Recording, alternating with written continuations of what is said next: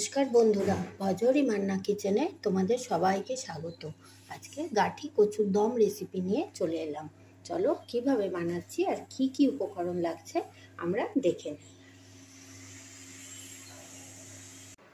গাঠি কচুর দম বানাবার জন্য আমি এখানে গাঠি কচুগুলোকে খুব ভালো করে ধুয়ে নিয়েছি। তার সঙ্গে দুটো আলু দেব, আর একটু টমেটো, আদা কুচি, লঙ্কা কুচি, জিরে, গোটা জিরে আর দই।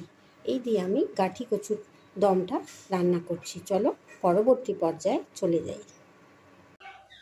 প্রথমে আমি কচু আর আলুগুলোকে খোসা তুলে একটা গামলায় জলে ভিজিয়ে রাখলাম।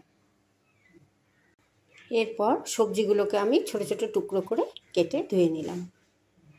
পরবর্তী পর্যায়ে একটা মিক্সির বাটি নিয়েছি, তার মধ্যে আমি আদা, কাঁচা লঙ্কা, গোটা জিরে আর দই সবটা দিয়ে দিচ্ছি। দিয়ে আমি একটা পেস্ট তৈরি করে নিচ্ছি। এরপর গ্যাসের মধ্যে একটা প্রেসার কুকার বসিয়ে দিয়েছি, আর তার মধ্যে এই কেটে রাখা আলু আর কচুটা আমি দিয়ে দিয়েছি।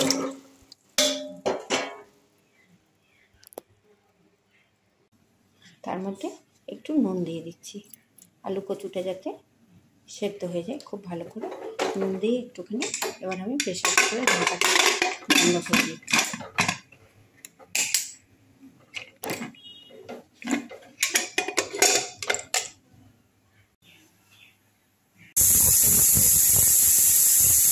মশলাটা আমি মিক্সিতে করে নিলাম। আমি আদা, জিরে, লঙ্কা, দই দিয়ে করছি, নিরামিষভাবে করছি বলে তোমরা ইচ্ছে করলে এতে পেঁয়াজ রসুনও দিতে পারো।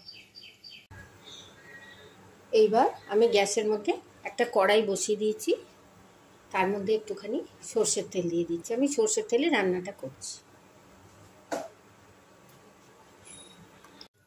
সর্ষের তেলটা যখন একটু গরম হয়ে এসছে তখন তার মধ্যে দিয়ে দিলাম একটু তেজপাতা আর শুকনো লঙ্কা।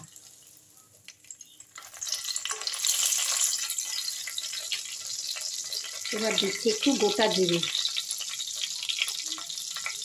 আর দিচ্ছি একটু হিং, যেহেতু নিরামিষ রান্না একটু হিং দিলাম। এবার আমি ফোড়নটাকে খুব ভালো করে ভেজে নিচ্ছি। তারপরে যে মশলাটা আমি মিক্সিতে করেছিলাম, আদা, জিরে, কাঁচা লঙ্কা, দই পেস্টটা আমি এর মধ্যে দিয়ে দিলাম। দিয়ে মশলাটা আমি কষে নিচ্ছি। মশলাটা ভালো করে কষে নিচ্ছি। এই সময় এর মধ্যে দিয়ে দিচ্ছি পরিমাণ মতো একটু নুন। আমি আলু আর কচু সেদ্ধ করার সময় অল্প নুন দিয়েছিলাম, আর একটু নুন দিলাম, আর একটু হলুদ দিয়ে দিচ্ছি।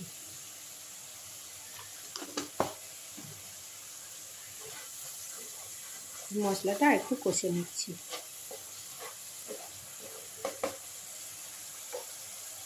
এরপর আমি এতে মেশাচ্ছি একটু জিরের গুঁড়ো,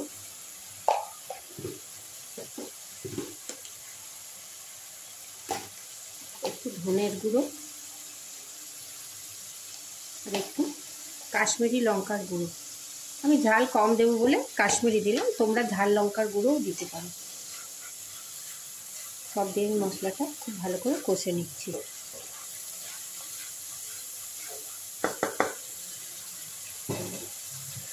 নুন চিনির ব্যালেন্সের জন্য অল্প একটু চিনিও দিয়ে দিলাম।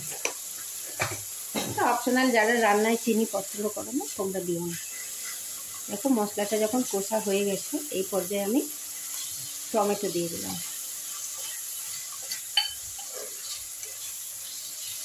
টমেটোটা একটু নরম হবে, 2 মিনিট আমি একটু কষে নিচ্ছি টমেটোটাকে। দেখো প্রায় 2 মিনিট আমি টমেটোটাকেও কষে নিয়েছি। মশলা থেকে একটা খুব সুন্দর গন্ধ আসছে, তেল ছাড়তে শুরু করেছে।